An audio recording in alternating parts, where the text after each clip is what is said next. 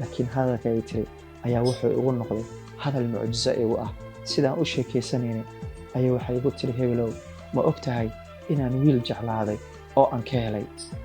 xaqiiqdii waxaan u malaynayay hadalka inay eeda ay dhihin. waan fiiriyey waxaan ku dhahay maxay leedahay. waxay igu tiri xaqiiq haddaan kuu sheego anigu wiil ayaan aad ugu soo helay oo aan jeclaaday.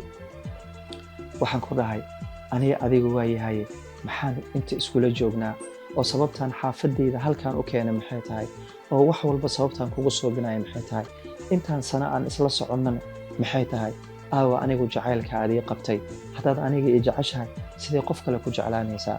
halkani waa hooyga qisooyinka Hiigsi lambar 1 mar walba waxaan kuu soo gudbiyaa qisooyin xaqiiqa kuwa muruga oo qalbigaaga taabanaya kuwa aad ku farxi doonto iyo kuwa aan ugu talagalnay bulshada inay ku cimri qaataan. mar walba waxaan diyaar kula ahay inaan bulshada u soo gudbiyo qisada adigu kugu dhacday xanuunka badan ama farxadda badan ee qalbigaaga ka guuxayo. haddii aad ku cusub tahay channelka fadlan subscribe noo dheh una share gareeya asxaabtaada ha iloobin page-kana inaad follow noo dhahdo.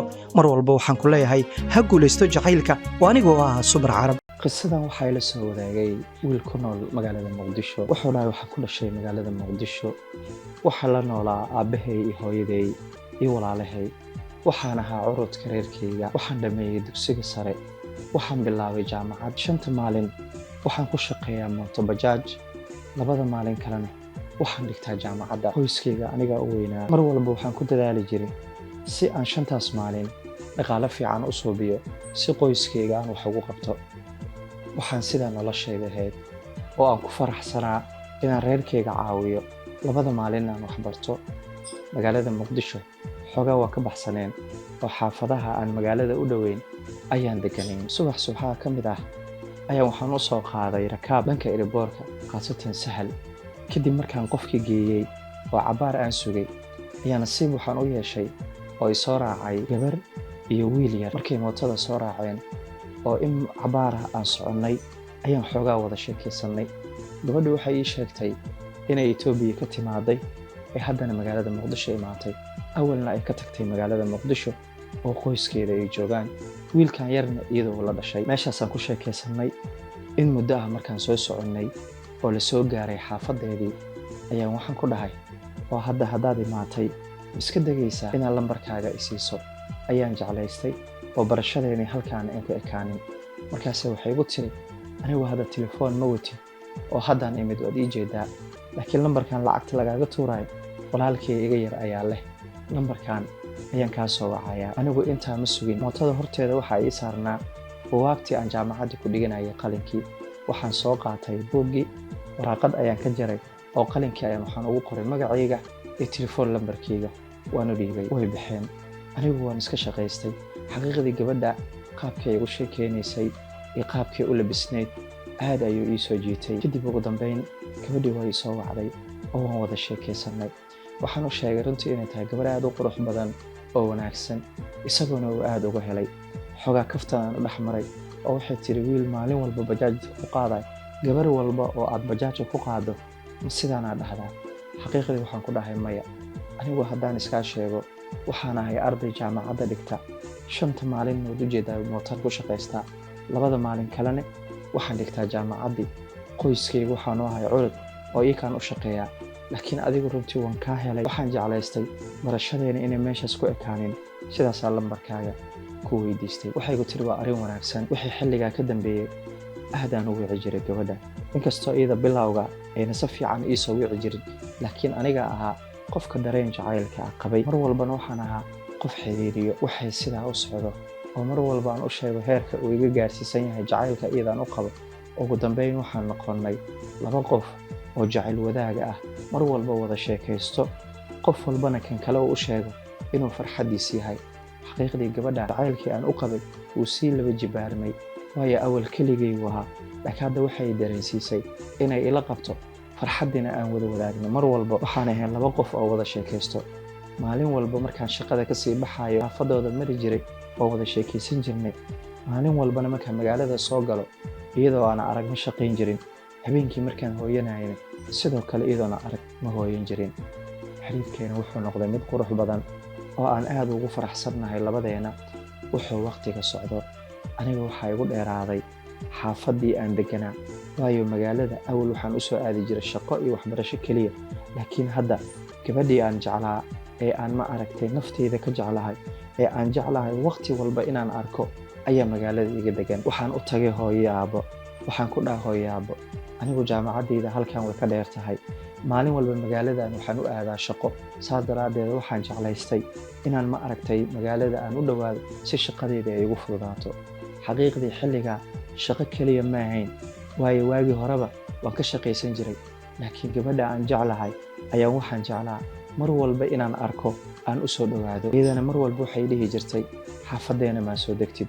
ugu dambeyn hooyo aabbo waxaan ku dhahay kirada anigaa bixinaayo oo magaalada guryaheeda qaali inay yihiin waan ogahay, laakiin wax walba ha qaadato, waxaan u dhowaanaynaa magaalada. hooyo aabbo way iga oggolaadeen, waayo anigu waxaan ahaa wiilkooda curudka, aadna way ii ixtiraami jireen. sidaasaan waxaan ku soo guuriyey reerkii.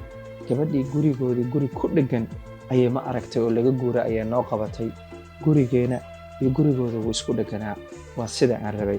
xaqiiqdii qolka ay deganeed qol ku aadan oo labada daaqad ay isugu aadan yihiin oo luuqa keliya u dhexeeyo ayaan anigu degay. jacaylkeenii farxaddeenii way ziyaaday. labada reer waxay noqdeen laba reer oo og jacaylka labadeena naga dhexeeyo. maalintii markaan soo shaqeeyo, habeenkii aan soo hoydo, waxaan wada fadhiisan jirnay jarjiinka guriga. reer waxaan gaarnay hadday xanuunsato inay hooyadeed i dhahdo gabadhii way kaa xanuunsan tahay. xaqiiqdii labada famil jacaylkeenu aad bay ugu faraxsanaayeen oo wax caqabad ah ma jirin. waxaa dhacay marka wax walba oo aan u keeno gurigeena waxay dhihi jirtay anigana gurigeena keen. xaqiiqdii aniga gabadha aadaan u jeclaa oo wax walba ay dhahdo waxba kamaana keeni jirin. labada gurina wuxuu ahaa laba guri oo iska mid ah, sababtuna waxay ahayd gabadhii aan jeclaa iyo waalidkeeda ii og iyo waalidkeega og iyo labada guri ma aragtay oo isku dheggan. xaqiiqdii wax walba oo aan gurigaan keeno waxay dhihi jirtay halkaan keen. tusaale aan gurigeena telefishin keeno waxay dhahaysay keega keen. wax walba oo aan gabdhaha walaalahay u soo gado iyadana waan u soo gada jiray. aadaan ugu faraxsanaa, kamana shallaan jirin. wuxuu xiriirkeenii iyo jacaylkeenii socdo, anigu waxaan go'aansaday inaan jaamacaddii xiro, mootobajaajkana aan joojiyo, baabuurta safarada ee muqdisho ka baxayo gaalkacyo tagaayo inaan ma aragtay baabuurtaas aan ka shaqeeyo, si ma aragtay dhaqaalaha maantay aan bajaajka ka keeno dhaqaale ka badan aan u keeno. waayo gabadhan waan jeclahay, reerkeygii waan jeclahay oo reerkeygii anigaa curud u ah. gabadhaanna waxaan rabaa inaan mustaqbal la yeesho oo aan guursado. wax walba waxaan u soobinayay mar walba si gabadhaan aan u farxad geliyo, waayo iyada mar walba waxay weydiisan jirtay moobeel, waxay weydiisan jirtay lacag, aniguna wax walba aan awoodo waan siin jiray. marka waxaan go'aansaday inaan dhaqaalaha maanta aan shaqeeyo, dhaqaale ka badan ma aragtay aan shaqeeyo, si gabadhaanna aan ku guursado, reerkeygina aan ku beelo. safarkii igu horeeyey ee aan ka baxayay muqdisho aan aadayay gaalkacyo wuxuu noqday safar dood badan keena. xaafadda aan deganeyn jacaylkeena waa laga ogaa. dhalinyaraha xaafadda waxay soo gelisay wuxuu gaalkacyo ku soo guursanayaa gabar kale. dumarkana inta badan hadalka la sheego way qaataan. xaqiiqdii waxaan ku dhahay aniga waxaan u baxayo oo safarkaan u aadayo waa sidaan isu guursan lahayn, mustaqbal u yeelan lahayn. waayo mootobajaajka waxa aan ka soo shaqeeyo reerka iyo adiga waxaan ku sii waan ka badin la'ahay. anaguna waxaan rabnaa mustaqbal inaan yeelano, nolol aan yeelano. sidaa daraaddeedaan u baxayaa, adigaana kuu maqanahay noloshaydii. waa inaa xaaskayga noqoto oo nolosha wada qaybsanno ayaan u baahanahay. hadafkayga ugu weyn oo safar aan u galaayane oo gaari safar aan u wadaayo waxay tahay in nolosheena ay noqoto mid isku soo dhowaado. hadda waxaa isku soo dhow labadeena qalbi iyo labadeena guri, laakiin waxaan rabaa inaan noqonno laba qof oo nolosha ku midoobo oo meel walbana isaga soo dhow. saas daraaddeedaan u baxayaa. noloshaydii jacayl walba wuxuu leeyahay cadow. waad og tahay dhalinyarada xaafadana la degan jacaylkeenu waa miday wada ogyihiin, qaar dhibaato ku wado iyo qaar farxaddeena jecelna way jiraan. mar walba waxaad ogaataa inaan adiga kuu maqanahay. anigu sidaasaan ku qanciyey, waxaan iska watay safarkeygii, waan baxay, waxaan tagay gaalkacyo. markaan tagay isku markii waxaan soo helay rakaab kale oo muqdishaan soo aaday. intaan waddada ku jiray oo keliya ayaan maqnaa. markaan imid oo garaashka aan gaariga geliyey ayaa isku markii waxaa lay dhahay waxaa lagu helay rakaab kale iyo alaab kale inaad soo qaadid. aniguna muhiimadda aan gaarigan weyn u kaxeeyey oo reerkeyga aan ugu tagay waxay ahayd inaan shaqeeyo, wax kale iima muuqanin. waxaan ku dhahay waa yahay oo waan oggolaaday. qof fircoonna waa ahay oo qofku markay wax ka maqan yihiin rajo u leeyahay daal iyo waxba uma muuqdaan qiiqdii xataa gurigayga ma imaanin oo mootaan soo dirsaday dharkii aan ku bedelan lahaa ii soo qaado halkii ayaan ka bilaabay safarkaygii way soo wacday waxay tiri awal waxaad igu qancisay inaan shaqaynaysid laakiin hadda inaad timaaday ayaa xataa anigoo ku arkin dib u noqotay waxa la sheegayo waa sax oo gaalkacayanaan ku aroos rabtaa waxaan ku dhahay maya noloshayda adigaan ku jeclahay anigaana noo shaqaynaya oo fursad waxaan helay mar kale rakaab aan ku helay anigoona dadaal iyo juhdi ayaan wadaa waayo nolosheedii ayaa iga maqan waxaan rabaa inaan anay adiga midowno dadaalka dhanna waxaan u suubinayo waa hadaf inaa xaaskayga noqoto waa ku baryaya aamin dartaadaan waddadaan u marayaa waxay igu tiri waayahay waxaan rabaa inaad moobeel ii gado waxaan ku dhahay waayahay wax walba diyaaran ku lahay markaan imid ayaan waxaan u soo gaday moobeel oo Samsung ah markaan u keenay kuma aanan qancin xaqiiqadii 2 maalin markay moobeelka wadatay waxay siisay walaalkeeda waxay tiri wuxuu iga dhacay musqushi anigu waxaan nahay dad daris oo waxba aan kala qarsanayn moobeelkii aan soo gadan waan aqaana waxaan arkay walaalkeeda moobeelkii wato halkani waa hooyga qisooyinka Hiigsi lambar 1 mar walba waxaan kuu soo gudbiyaa qisooyin xaqiiqa kuwa muruga oo qalbigaaga taabanaya kuwa aad ku farxi doonto iyo kuwa aan ugu talagalnay bulshada inay ku cimri qaataan mar walba waxaan diyaar kula ahay inaan bulshada u soo gudbiyo qisada adigu kugu dhacday xanuunka badan ama farxadda badan ee qalbigaaga ka guuxayo haddii aad ku cusub tahay channelka fadlan subscribe noo dheh una share gareeya asxaabtaada hayloobin page-kana inaad follow noo dhahdo mar walba waxaan ku leeyahay ha guulaysto jacaylka oo anigoo ah Subar Carab